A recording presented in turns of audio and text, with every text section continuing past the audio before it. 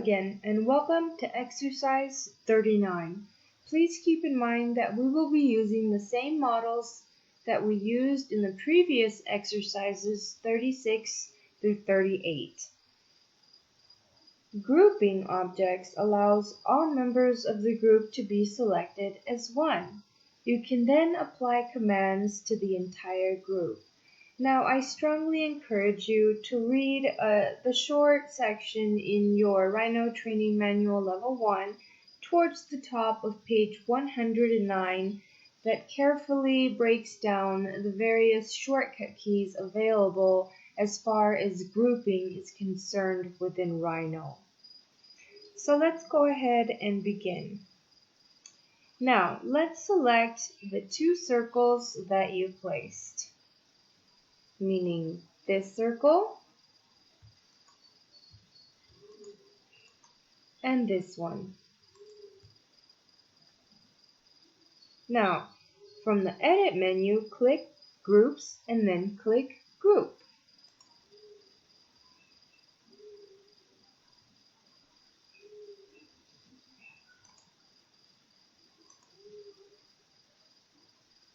Now, if you notice, when you click on one circle, both circles are selected. If you move one circle, both circles are selected. So they are now essentially joined together.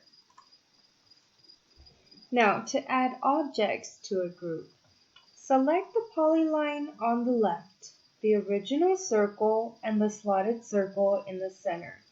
So this one, and this one. On the command line, type AddToGroup.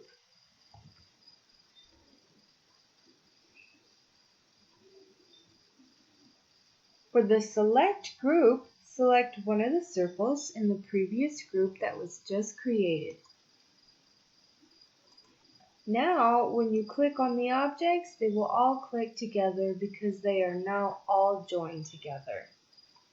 And the objects are now part of one group. Now, to remove an object from a group, let's go ahead and deselect. On the command line, type RemoveFromGroup.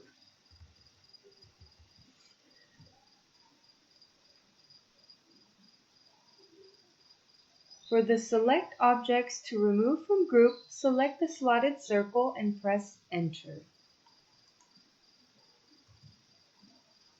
The slotted circle has now been removed from the group.